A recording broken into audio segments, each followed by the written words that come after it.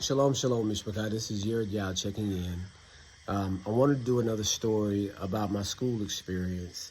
I just actually did it, and I spent 10 minutes doing this video, and I left out a really important and crucial part, so I'm going to have to do the video over again. So, I've been doing a few videos on this topic about being in school and some of the relationships and the encounters that I've had with people at the different, institutions that I've gone to. So I went to a community college at first, and then a university, and then a religious university. And so all of my experiences from that time and from the people that I've come across in those places has been interesting, right? And I've said a couple negative stories, and I think I did one positive story.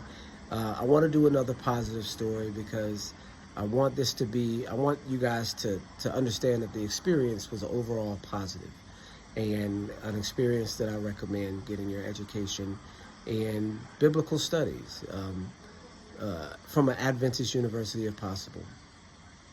But with that being said, so you guys know I dressed in a Middle Eastern garment the entire time I was, in school, and people would come up to me and ask questions, and I would use my dress as a means to, basically preach the gospel, preach the good news, as far as the identification of the Israelites in America as African Americans, right? And so at the very last semester, and I was getting ready to graduate, I took a couple classes that were like, schedule fillers. One of them was sociology, and it turned out to be a hard class, and I wouldn't have took it probably if I'd known how difficult it was. But we had a project that was due at the end of the course, which was a community service project.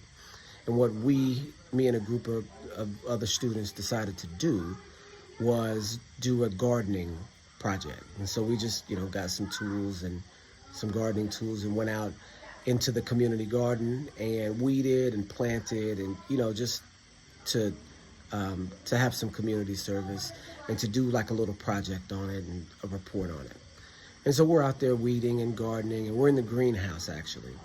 And a guy who was from Japan, who was, born in Japan, so he sees me and starts thinking strange. I'm in a Middle Eastern garment with fringes, of course, to distinguish. But he says, "So what's up? What's up with you? Why are you dressed like this? Where you from? What's going on?" And I kind of give him the whole rigmarole. So, yeah, we believe that the ancient Israelites are the modern African Americans based on the curses of Deuteronomy 28 and the description of black people in the Bible and the condition, in America of our people here. And there was another guy, a young white guy, 21 years old. I got to know the guy. He was a good guy, 21 years old. He's, not paying me any mind, not necessarily, I thought. And I'm not paying him any mind. He's doing his own thing on his knees, gardening. And I'm standing up talking to this Japanese guy. And I see him out of the corner of my eye. This is a redhead, freckle-faced white boy, 21 years old. I see him out of the corner of my eye. I see him snap his head, right? I hope y'all ain't hear my neck pop. I'm an old man. But I see him snap his head and look at me.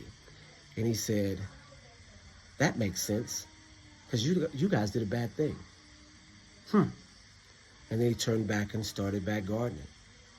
And I recognized that he recognized that what I was saying was true instantly. And I thought that was something special, because let me tell you, the last guy that snapped his head and said something to me, remember in the first video I did, was my German teacher who has, been a religious instructor and a worldwide archaeologist for 30 plus years, right? So he is full of information, full of biblical understanding, and, the pointed questions as to who the Israelites are, and, the pointed questions as to, the Israelites being black Americans or black people, caused him an emotional reaction, emotional response that was angry. Do you see what I'm saying?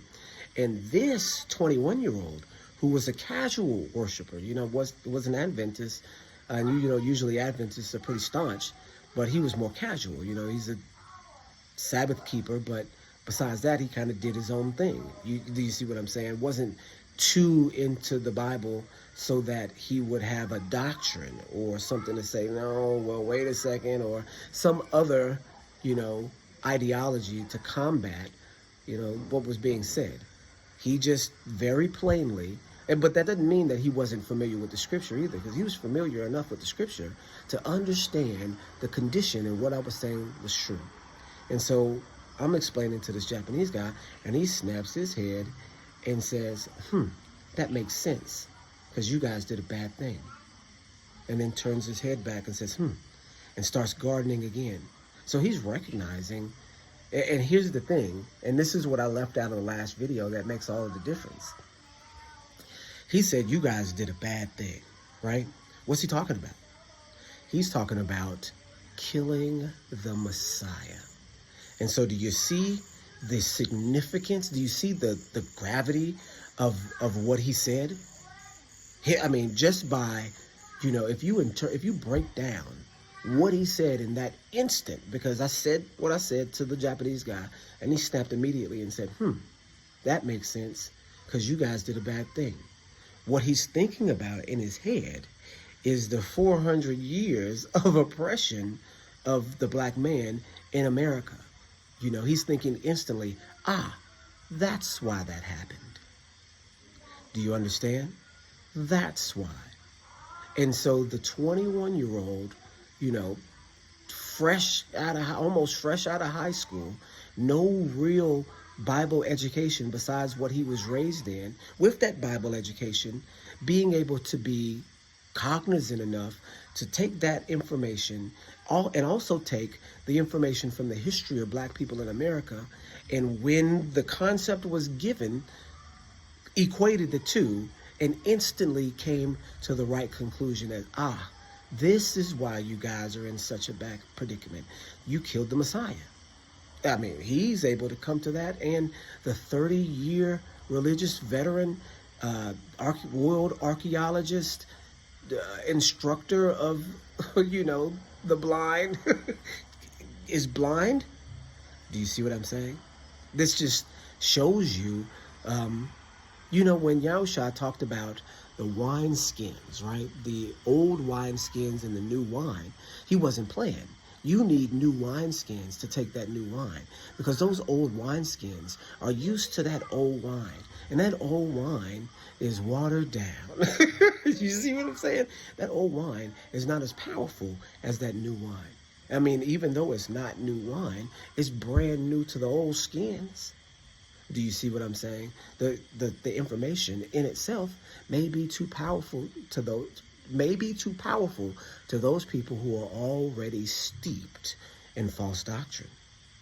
And this fresh off the block kid was, aware enough to be able to join instantly the two histories and say something so profound that that most people may not have even made that connection. He said, you guys did a bad thing.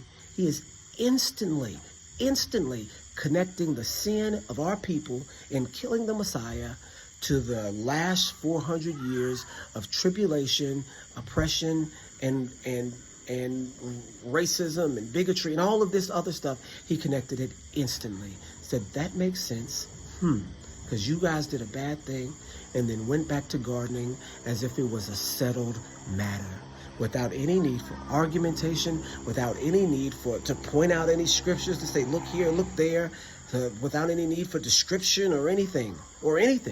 He knew history, he knew the Bible, and he knew that those two concepts made sense together. And he went right along about with what he was doing. Whereas the 30-year veteran teacher could not function with the same information. Isn't that interesting, y'all? And there's probably other stuff that I'm missing out here, but the main thing that I wanted you guys to get is that this kid figured it out right away. And if this kid can figure it out right away, this 21-year-old kid, this redhead, freckle-faced kid, can figure it out right away, then that means, y'all, that the information is self-evident. That anyone that's told the information should be able to recognize that it's true. And if they don't, that's their issue, you guys. That's what I'm trying to say here, is that Israel being black is the default position. You see what I'm saying? Once the information gets out and people, hear it, because really all you have to do is hear it. When you heard it for the first time, you knew it was true. I remember hearing it one time. I didn't need to be convinced. I remember hearing it one time, putting together the pieces and saying, this makes sense. And the white boy did the same exact thing. If he can do it, that means the information is self-evident, and everybody, that means there's no excuse. You hear me? All right, you guys. Really, I just wanted to really emphasize that last part, that there's no excuse. If this white guy, this 21-year-old white guy, he was from Oregon, 21-year-old white guy from Oregon, put the pieces together right away, and the 30-year teacher veteran didn't.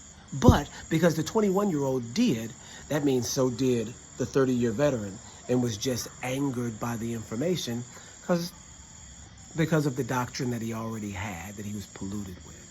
Does that make sense, y'all? Okay, you guys, I didn't want this one to be long. It's actually longer than the other one. But shalom, shalom, you guys.